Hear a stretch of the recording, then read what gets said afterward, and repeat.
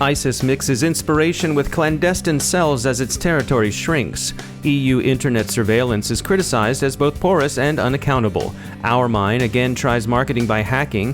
AdWind is back and likely to spread. Researchers offer insight into MNKit and SBDH malware.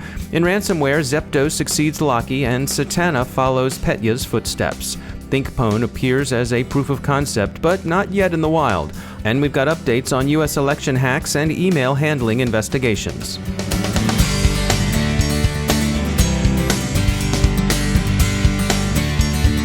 I want to take a moment to tell you about our sponsor, E8 Security.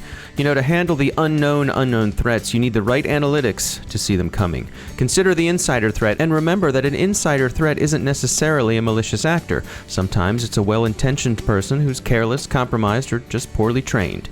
Did you know you can learn user behavior and score a user's risk? E8 can show you how. Did you know, for example, that multiple Kerberos tickets granted to a single user is a tip-off to a compromise? E8 can show you why. Get the free white paper at e8security.com/DHR and get started. Detect, hunt, respond. E8 Security. We thank E8 for sponsoring the CyberWire.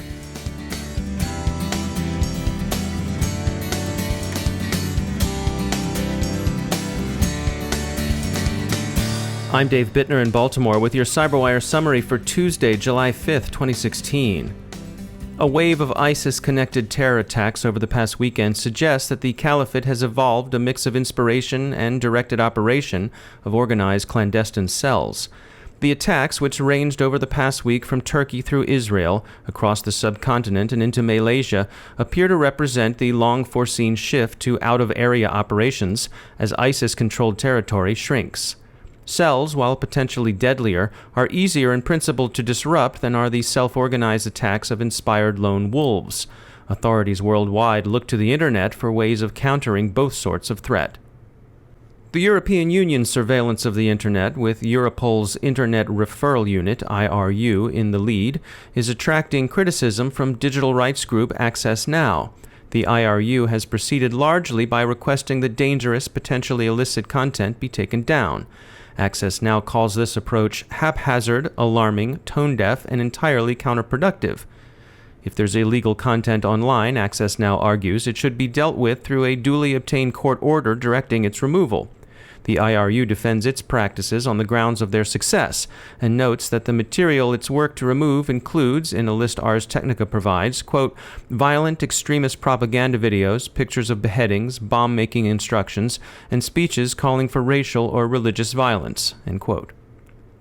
The release of old lists of compromised credentials from sites like LinkedIn and MySpace would be old news if it hadn't continued to cause problems for those who recycle passwords. On Saturday, another celebrity social media compromise occurred. Ezra Klein, editor-in-chief at Vox Media, had his Twitter account hacked by OurMine.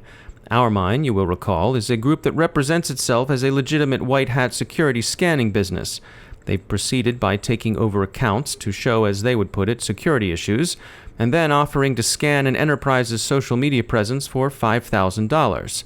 Thus, they promote their services by compromising their prospective customers' accounts. Few observers take OurMine's claims of legitimacy or even technical skill seriously. CSO coldly reports that, quote, most real security professionals see the group as a collective of script kiddies, end quote, and that their purported exploits are really just fallout from the recent series of credential dumps. In cybercrime, we're seeing some things old and some things new. Heimdall Security reports interesting news on the old. The AdWind remote access Trojan is back, appearing in targeted attacks against Danish companies. Heimdall speculates that AdWind is unlikely to remain confined to Denmark, since its fishmail is in English. AdWind isn't tripping many antivirus warnings this time around, so everyone in Midgard should be wary. Palo Alto reports evidence linking the MNKit exploit generator with 3 Chinese cyber espionage campaigns. Those campaigns target the Russian military, Tibetan communities, and Uyghur minorities. SBDH malware is turning up in active espionage campaigns run against targets in 5 Eastern European countries, 1 former Soviet republic, Ukraine, and 4 ex-members of the Warsaw Pact, Poland, the Czech Republic, Slovakia, and Hungary. ESET, the Bratislava-based security firm that uncovered and is tracking the campaigns, sees several interesting features in SBDH. The malware is using steganographic techniques to obscure some of its command and control features, and it displays similarities to malware that appeared in Operation Bootrap, a criminal campaign that raided Russian banks. And 2 new ransomware strains have appeared. Locky, famous for its use against hospitals, is apparently going into occultation. It's being replaced by Zepto. Zepto is marked by a number of stylistic similarities to Locky, especially its requirement that victims work with it over Tor to repay the ransom. The second new variety is being called Satana by researchers at Malwarebytes. Satana follows Petya's lead. It affects Windows machines to encrypt master boot records as well as files, thereby rendering infected devices unable to load their OS. Malwarebytes describes Satana as under development, but already functional. A proof-of-concept exploit has been released by Dmitro Alexiuk, aka Crash, that overrides firmware protections in Lenovo ThinkPads and possibly other similar systems. Crash calls the exploit ThinkPwn and says he didn't warn Lenovo before releasing it because he thinks it too difficult for exploitation in the wild. There are so far no patches or mitigations. The National Cybersecurity Hall of Fame is taking nominations for its next class, scheduled for induction in October. Since its first class was inducted in 2012, the Hall has honored 26 of the most eminent contributors to the field. Well, it began in 2012 when 3 of us, myself, a fellow named Rick Garrett, and Larry Letow, were having lunch. And one thing led to another. There was a suggestion made that we really ought to begin to honor the people who formed the industry that we now talk about as cybersecurity. That's Michael Jacobs, the chair of the National Cybersecurity Hall of Fame Advisory Board. With a mission statement that reads, "The Cybersecurity Hall of Fame will represent the mission, respect the past, protect the future, and will honor the innovative individuals and organizations which had the vision and leadership to create the foundational building blocks for the cybersecurity industry." There are 5 different categories under which someone could be nominated. The categories are technology, policy, public awareness, education, and business. Jacobs says there's no shortage of nominees. We'll probably end up reviewing around 50, perhaps 60 nominations. And we do that through a 2-round voting process. Each of the members of the board are provided 5 yes votes every year of the 5 years we've been doing this. There was near unanimity in agreement on where the yes votes got used.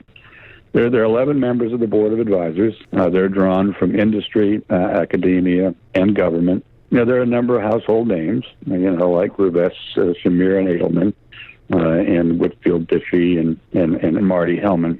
And so it's a great range of people that have been influential in starting the industry and sustaining the industry. And that's what it's all about. Michael Jacobs shared his view that recognition of the cybersecurity industry as a whole has been a long time coming. There has historically been, in my experience, over 52 years, a great deal of skepticism about the need for this industry. It's taken an awful long time for the industry to get established, for people to recognize the threat, and for people to begin doing something about the threat. So the folks that we're talking about are people that have had great impact in causing that turnaround to occur, either through technology, which was simple to use, relatively inexpensive to acquire, and has in many respects become ubiquitous. People who formed industries around the technology. And so these are folks that had a vision and made a significant contribution to allow things to happen. Nominations are open for this year's National Cybersecurity Hall of Fame, and you can learn more at cybersecurityhalloffame.com. The Brexit vote has, to no one's surprise, spawned phishing campaigns inducing the unwary to open emails offering counsel on what Brexit means for you, for the global economy, and so forth. Open your emails with caution, especially if you're in the UK. 2 ongoing cybersecurity stories with implications for U.S. elections continue to develop. Guccifer 2.0 is still insisting, no, really, he's not a Russian spy. He hacked the DNC for purely private reasons, but these protestations are falling on ears that grow progressively deafer. Election site security will remain an issue for the foreseeable future. We spoke with the University of Maryland's Ben Yelin on the case of a gentleman facing felony charges for hacking into a Florida election site. We'll hear from him after the break. The other incident with implications for the election is the FBI's ongoing investigation into email security, record retention, and the handling of classified information during presumptive Democratic presidential nominee Hillary Clinton's tenure as U.S. Secretary of State. The Bureau interviewed former Secretary Clinton on Saturday. Her husband, former President Clinton, held an unscheduled meeting with Attorney General Lynch last Monday, and both the White House and the Justice Department were at pains late in the week to reassure everyone that the FBI's investigation into the former Secretary of State's emails would proceed without political influence. And finally, another innocent person, named after the Egyptian goddess of nature, motherhood, and magic, has been blocked by Facebook. Isis Thompson found herself locked out of the social media site and staring at a pop-up message that said her name, her actual name, did not comply with Facebook's policies. She sent them proof of her ID, explaining that yes, she is Isis, but not that Isis, and as we go to press, she's still waiting to be let back in. Acronyms can be inadvertently tricky, after all, especially when you're trying to make a name for yourself on the international stage. Just ask the Moro Islamic Liberation Front. This CyberWire podcast is made possible by the generous support of Cylance, offering revolutionary cybersecurity products and services that proactively prevent, rather than reactively detect, the execution of advanced persistent threats and malware. Learn more at Cylance.com.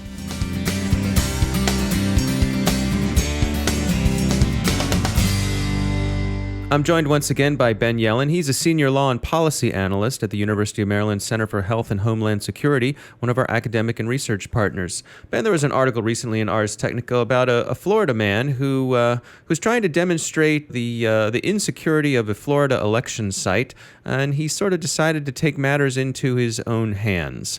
What can you tell us about this case? Well, I would first start by saying it's generally not a good idea in these instances to take matters in your own hands. So this is an individual, David Michael Levin in Florida, who hacked into a local county board of elections website to prove that it was insecure. He used the pilfered credentials of the county supervisor of elections.